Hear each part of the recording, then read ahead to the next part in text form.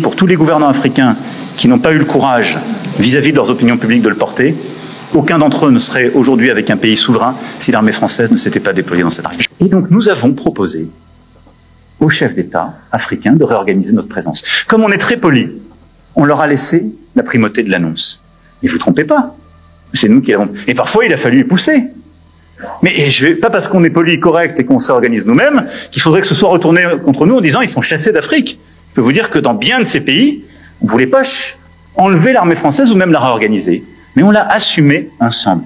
C'est ça le partenariat. Ingratitude. Ce mot a suffi à enflammer les réseaux sociaux et à provoquer une vague d'indignation en Afrique.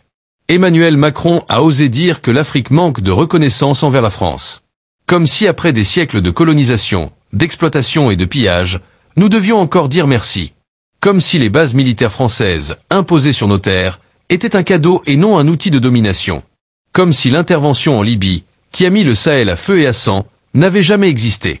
Mais alors, qui est réellement l'ingrat dans cette histoire? Aujourd'hui, nous allons nous pencher sur une analyse percutante signée Alain Foka, journaliste reconnu et fondateur d'Afromédia. À travers sa chronique, il revient sur 3 sujets brûlants qui montrent à quel point l'Afrique est en train de tourner la page de la France-Afrique. D'abord, les propos polémiques de Macron, qui révèlent le mépris persistant de la France envers notre continent. Ensuite, l'expulsion progressive des bases militaires françaises du Mali, du Burkina Faso, du Niger et bientôt d'autres pays. Et enfin, le chaos au Sahel, dont la France porte une lourde responsabilité depuis l'intervention désastreuse en Libye. Loin des discours officiels et de la propagande médiatique occidentale, Alain Foka met en lumière des faits que Paris ne veut pas que vous sachiez. Comment la politique française a directement contribué à l'instabilité du Sahel? Pourquoi Macron s'accroche-t-il à ses bases militaires alors que les peuples africains les rejettent en bloc? Et surtout, que signifie réellement ce bouleversement pour l'avenir du continent? Préparez-vous, car certaines vérités risquent de déranger. Mais il est temps que les choses soient dites.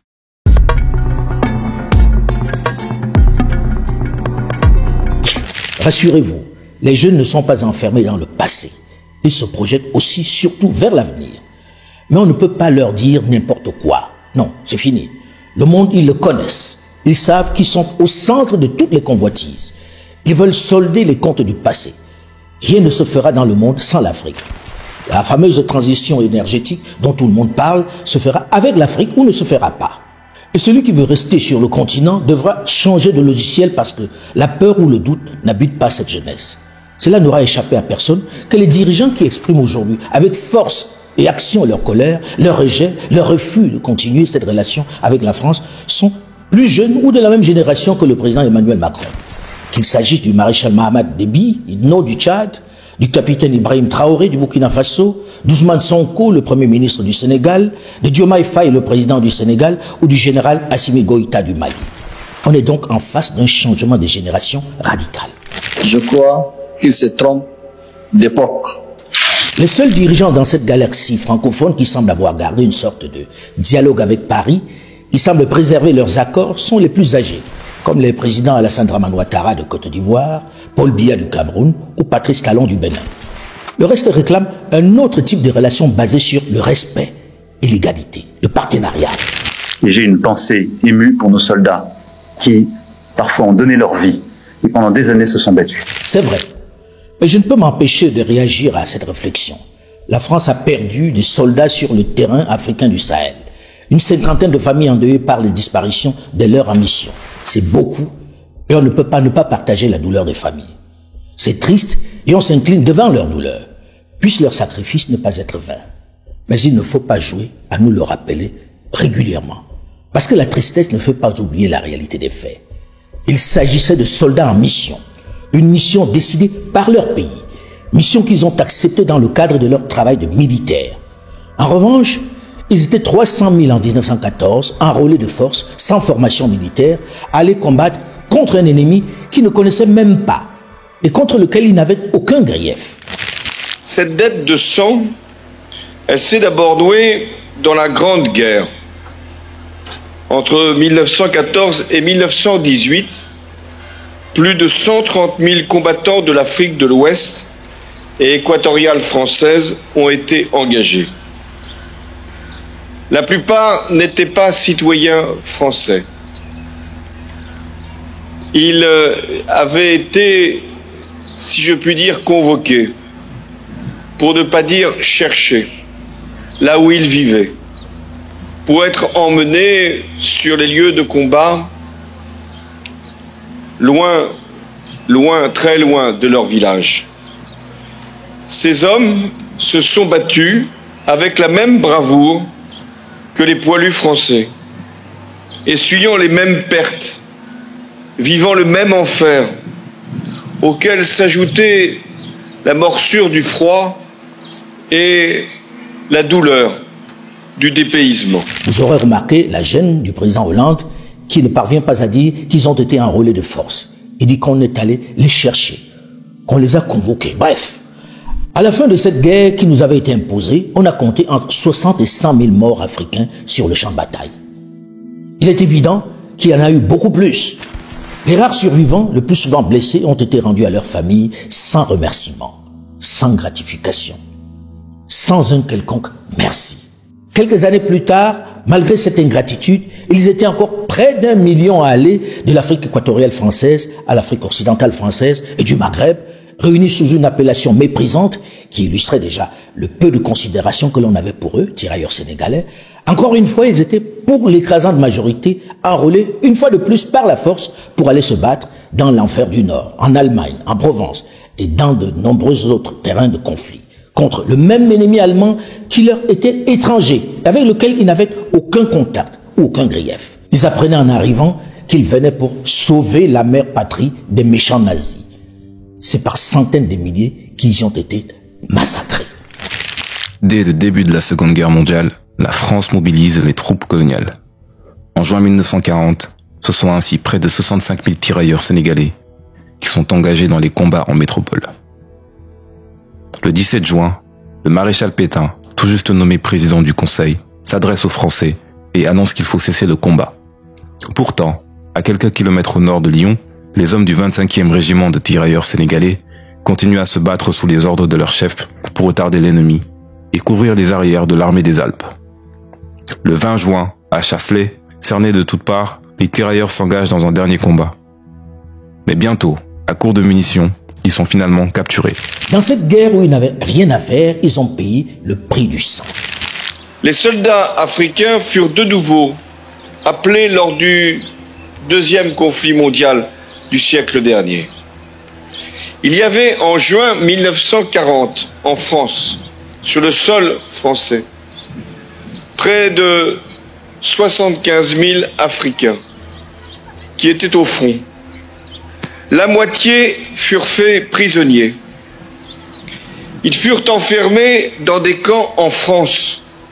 Je dis bien en France, car l'occupant nazi, dans sa folie raciste, se refusait à les détenir sur son sol.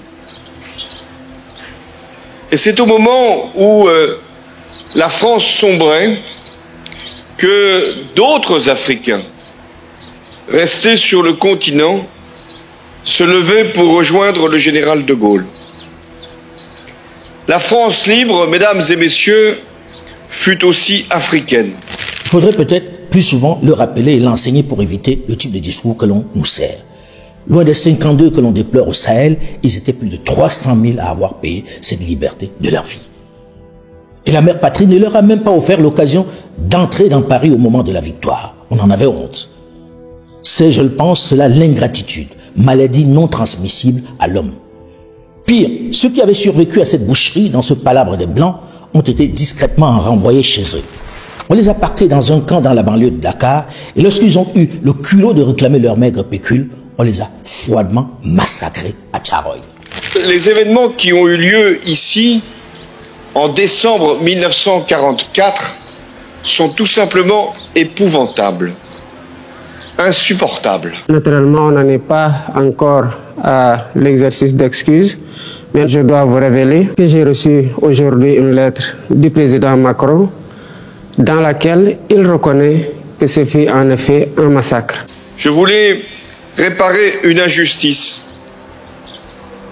et saluer la mémoire d'hommes qui portaient l'uniforme français et sur lesquels les Français avaient retourné leurs fusils. L'historienne Armelle Mabon qui dit c'est pas 30 mais 300 tirailleurs sénégalais qui ont combattu pour la France, qui ont été massacrés à Tiaroy. Donc c'est pas rien. Et ça suffit pas. Non, ça suffit pas parce que encore une fois, c'est le mémorial, tout passe sauf le passé. Ils sont manifestés sans être armés. Ils n'avaient pas d'armes. On les attire lâchement. Et ceux qui l'ont fait n'ont pas été punis. C'est ça le mal. Ceux qui l'ont fait ça n'ont pas été punis. Il n'y a aucune mémoire de ça et c'est terrible. C'est terrible qu'il n'y ait pas de mémoire des événements passés, qu'il n'y ait pas de cette transmission-là. Et d'une certaine manière, les massacrés de Tiaroy, s'ils ne sont pas connus aujourd'hui, c'est comme si ils n'avaient pas existé. C'est quand même assez grave que l'armée française ait commis ce genre de choses, parce que ça prouve en fait que cet idéal de on libère les gens, on fait les choses parce que on veut rendre le monde meilleur et parce que on a une idéologie positive et noble derrière nous, ça prouve qu'en fait c'est pas le cas, puisque à la moindre contestation, on tue les gens. Quelle gratitude, n'est-ce pas? Ce n'est pas tout. Pendant des dizaines d'années, les survivants qui ont participé au prix du sang à éviter à la France d'être allemande, la métropole s'est soigneusement employée à ne pas leur payer leur maigre pension. Je remarque que cela n'a fait l'objet d'aucune littérature digne de ce nom. Vous êtes employé systématiquement, avec la complicité de nombreux médias, à taire cette page sombre de l'histoire de la France dont le président parle aujourd'hui d'ingratitude, maladie non transmissible à l'homme. Oui, la France libre fut africaine parce que c'est avec des Africains que le général Leclerc lança l'épopée de la deuxième DB. Oui, la France libre, ou plutôt la France libérée, fut africaine grâce aux ressources, aux matières premières de l'Afrique qui ont alimenté l'effort de guerre et permis la victoire. Peut-être devrait-on l'enseigner aux élèves et adultes de France et Navarre. Je le dis pour tous les gouvernants africains qui n'ont pas eu le courage, vis-à-vis de leurs opinions publiques, de le porter. Aucun d'entre eux ne serait aujourd'hui avec un pays souverain si l'armée française ne s'était pas déployée dans cette région. La diplomatie n'est manifestement plus ce qu'elle était. Question des générations probablement. C'est peut-être mieux ainsi. Les choses sont clairement exprimées et offrent l'opportunité de répondre sur le même temps. Parce que c'est grâce à nos ancêtres qu'il existe aujourd'hui une France. Il devra nous prier. À ses yeux, nous ne devons pas être des humains, nous sommes plus que des humains. Monsieur le Président, vous l'aimez le dire. Nous sommes au Mali pour aider le Mali. Si nous n'étions pas venus au Sahel, il n'allait pas avoir de gouvernement actuellement au Mali. J'ai envie de vous dire que si ce n'était pas les Africains, il n'allait pas avoir de France aujourd'hui. Ces propos du président Emmanuel Macron ont été très mal vécus et particulièrement critiqués tant dans les chancelleries africaines que dans les médias. Encore une maladresse. Au-delà du rôle joué par les tirailleurs africains dans la libération de la France dans les deux guerres mondiales, qui de fait doivent lui rappeler qu'il est mal placé pour tenir ce type de propos, ils sont nombreux à faire remarquer que c'est un peu le pyromane pompier qui oublie le rôle central qu'il a joué dans le déclenchement de l'incendie. La Libye, on n'a pas respecté la souveraineté d'un peuple, et ça, c'est une erreur. D'accord, merci d'avoir reconnu ça. Et si vous reconnaissez ça, vous allez voir que ce qui se passe au Sahel n'est que les conséquences de cette intervention. Donc, vous êtes au Sahel pour corriger l'erreur que vous avez commise en Libye, et en corrigeant ces erreurs, vous êtes en train de commettre d'autres erreurs. Monsieur le Président, je vous rappelle que l'intervention militaire étrangère n'a jamais réglé un problème. La Libye, elle est comment aujourd'hui?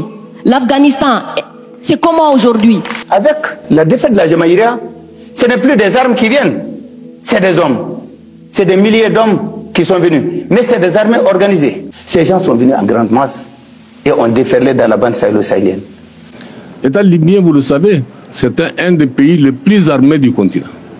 Toutes ces armes aujourd'hui ne se trouvent pas dans les magasins, mais toutes ces armes se trouvent au sud du Sahara, dans le Sahel, dans nos propres pays. La décision d'intervenir en Libye, nous l'avons apprise à la radio. Or, aujourd'hui, c'est nous... Oui, mais il y a quand même quelques chefs d'État africains qui y ont participé et qui étaient d'accord pour cette intervention. C'est nous qui en subissons les conséquences. Moi, je parle au nom du Niger. Je n'ai pas été consulté. Or, je suis frontalier avec la Libye. Et aujourd'hui, je supporte les conséquences. Quand des dirigeants européens veulent expliquer comment créer la stabilité dans la région, je pense qu'ils sont souvent mal placés. Mal placés parce qu'évidemment, aucun dirigeant européen ne devrait parler de la région sans d'abord se rappeler, regretter et condamner l'invasion de la Libye et la guerre qui a été portée en Libye, qui a détruit un pays et déstabilisé la région. C'est clair pour tous, et ce n'est pas une vue de l'esprit. Le responsable du chaos dans le Sahel est la France. C'est pourquoi peu de jeunes et de cadres subsahariens acceptent ce discours qui consiste à dire que la France a volé au secours de toutes ces nations et qu'elle a sauvé ces pays. Par contre, ce que vous avez dit sur la Libye, je l'ai dit plusieurs fois comme président, je partage ce que vous avez dit. La Libye, on n'a pas respecté la souveraineté d'un peuple, et ça, c'est une erreur. En effet, la France, et avec elle ses partenaires européens, n'ont fait que tenter d'éteindre le feu qu'elle y a allumé, et elles n'y sont pas arrivées. Ce n'est un secret pour personne. Pendant une dizaine d'années, malgré les moyens qu'elle y a mis avec ses partenaires de l'Union européenne, elle n'a pas réussi à stopper l'avancée des terroristes de tout poil qui se sont multipliés dans cette région à la faveur de la chute de la Libye avec son immense réserve d'armes. Elle doit donc être plus discrète lorsqu'elle parle de son rôle dans cette région. Elle doit se souvenir qu'elle est fortement responsable du chaos ambiant. Au passage, ils sont quelques-uns, et pas des moindres, à rappeler au président français qu'ils ne leur doivent pas leur souveraineté. Le Sénégal, le Tchad, le Niger et quelques autres. Il est également rappelé le rôle trouble de l'Union européenne dans la région, notamment avec le soutien apporté par l'Ukraine à des groupuscules terroristes dans le Sahel. Un message de trouble qui vient clairement conforter les Africains dans le fait que l'Europe ne joue pas franc jeu et qu'elle pousse le bouchon tellement loin qu'elle soutient les terroristes qu'elle disait combattre jusque dans le Sahel. Il va falloir qu'on apprenne à avoir nos propres narratifs et à les imposer également, je dirais, un petit peu au monde. Et y compris même, je veux dire, il faut les infester avec des fake news, etc. Il faut. Vous êtes pour une contre-guerre hybride. Moi, je suis pour les mêmes méthodes. On l'a déjà fait. Moi, c'est déjà arrivé. On va raconter des choses en Afrique. Juste. Où ça a été fait. Oui. Mon pays s'inquiète du soutien accordé par des entités étatiques au terrorisme. Ces parrainages que nous n'avons eu de cesse de dénoncer et que d'autres considéraient comme une simple vue de l'esprit ont été récemment portés à la face du monde par une attitude paradoxale de l'Ukraine. En affirmant sans équivoque son implication dans les attaques terroristes qui ont causé la mort d'éléments de forces de défense et de sécurité maliennes à Tizawaten et en avouant son soutien au terrorisme international, particulièrement au Sahel, ce pays a donné un aperçu des activités subversives qu'il mène au Sahel, à l'instar d'autres États actifs dans les coulisses de la trahison. L'épisode du soutien de l'Ukraine aux terroristes dans le Sahel, Ukraine chouchou de l'Occident à qui on signe des chèques astronomiques, à qui on donne toutes les armes pour se battre alors que l'on abandonne le Sahel aux terroristes, a définitivement convaincu de nombreux Africains du manque de sincérité de l'Europe, du fait que la lutte contre le terrorisme n'est pas vraiment sa priorité. Si elle peut ainsi apporter son soutien par Ukraine interposée à des groupes terroristes, cela signifie que son souci n'est pas vraiment d'éradiquer le terrorisme. Le monde ne vous suit pas. Le Sud global, comme on dit aujourd'hui, ne vous suit pas. Il n'adhère pas à votre vision. Et pourquoi ? Tout simplement parce qu'ils ont le sentiment d'un 2 poids, 2 mesures. Le monde voit que nous sommes hypocrites. Le monde voit que nous pratiquons un double langage. Et donc nous avons proposé aux chefs d'État africains de réorganiser notre présence. Comme on est très poli, on leur a laissé la primauté de l'annonce. Mais vous ne trompez pas. C'est nous qui avons... Et parfois, il a fallu y pousser. Mais pas parce qu'on est poli, correct et qu'on se réorganise nous-mêmes, qu'il faudrait que ce soit retourné contre nous en disant ils sont chassés d'Afrique. Je peux vous dire que dans bien de ces pays, on ne voulait pas enlever l'armée française ou même la réorganiser. Mais on l'a assumé ensemble. C'est ça le partenariat. La phrase qui a fait le buzz et suscité les commentaires les plus enflammés. Un président de la République ne doit pas dire des choses pareilles, même si c'est vrai. Pour un Africain, je veux dire, à partir de ce moment-là, où même si son chef d'État, il est vraiment, même s'il sait qu'il est corrompu, etc. Mais le mépris que va avoir Emmanuel Macron, qui fait vraiment sentir qu'il a une détestation de toute cette ancienne précaré, le droit d'aînesse et autres, en Afrique, on ne parle pas comme ça. C'est le comble du mépris pour ses homologues africains. Mais si en plus ce n'est pas vrai, c'est encore plus grave. Et les choses prennent une tournure ridicule, ubuesque lorsque ses homologues, sur le même ton, lui assènent leur vérité. La décision de mettre fin à l'accord de coopération militaire avec la France est entièrement une décision souveraine du Tchad. Cela ne souffre d'aucune ambiguïté. Sur le même ton, Dakar va répéter la même chose. Le président Emmanuel Macron a affirmé aujourd'hui que le départ annoncé des bases françaises aurait été négocié entre les pays africains qui l'ont décrété et la France. Il poursuit en estimant que c'est par simple commodité et par politesse que la France a consenti la primeur de l'annonce à ces pays africains. Je tiens à dire que, dans le cas du Sénégal, cette affirmation est totalement erronée. Aucune discussion ou négociation n'a eu lieu à ce jour et la décision prise par le Sénégal découle de sa seule volonté en tant que pays libre, indépendant et souverain. Il déclare enfin qu'aucun pays africain ne serait aujourd'hui souverain si la France ne s'était déployée. Constatons que la France n'a ni la capacité ni la légitimité pour assurer à l'Afrique sa sécurité et sa souveraineté. Bien au contraire, elle a souvent contribué à déstabiliser certains pays africains, comme la Libye, avec des conséquences désastreuses notées sur la stabilité et la sécurité du Sahel. C'est enfin le lieu de rappeler au président Macron que si les soldats africains, quelquefois mobilisés de force, maltraités et finalement trahis, ne s'étaient pas déployés lors de la Deuxième Guerre mondiale pour défendre la France, celle-ci serait peut-être encore allemande. Il n'a jamais été question de négocier pour que cette armée parte sans vraiment partir. Le Sénégal est un pays indépendant, c'est un pays souverain et la souveraineté ne s'accommode pas de la présence de bases militaires dans un pays souverain. Est-ce qu'en tant que Français, vous envisagez de nous voir dans votre pays avec des chars ou avec des véhicules militaires, des militaires sénégalais avec les tenues sénégalaises? Cela ne trompe personne. Effectivement, regardez cette image, Jean-Noël Barrot et son homologue tchadien Abderrahmane Boulamaya, côte à côte, en partenaire. On est au Tchad hier, je répète, hier, dans la nuit, alors que Jean-Noël Barrot quitte à peine le sol tchadien, son homologue fait publier ce communiqué sans préambule, sans avertissement. Il annonce mettre fin à l'accord de coopération en matière de défense signé avec la République française. Cette décision marque un tournant historique. Il est temps pour le Tchad d'affirmer sa souveraineté pleine et entière. En clair, le Tchad demande aux militaires français présents dans le pays de partir après un siècle de présence. Tout indique que Paris n'était pas au courant de cette annonce. Bref, c'est une gifle. Et qui maintenant que Déby n'a plus besoin de nous jette comme une vieille chaussette. Nous et notre arrogance coloniale. Nous et notre armée en déshérence, incapable d'endiguer le djihadisme au Sahel. Nous et notre Macron, qui est devenu la risée de la communauté internationale. Nous et nos aumônes ridicules de 5 sacs de riz et de 10 nattes donnés aux anciens combattants tchadiens de l'armée française, qui pourtant donnaient leur sang pour défendre notre pays. Le président du Tchad, Mahamat Idriss Déby, a demandé le retrait des troupes françaises un mois avant les élections législatives et locales, en décembre dernier. Une chose est certaine, les départs de l'armée française du Tchad et du Sénégal sont des décisions souveraines, qui n'ont guère été négociées par les autorités locales. Ils symbolisent les choix des dirigeants avec lesquels Paris a du mal à entretenir des relations stables. Un vrai désir de rompre avec le passé, de souveraineté. Les faits sont là. L'Afrique n'est plus cette terre soumise aux décisions de Paris.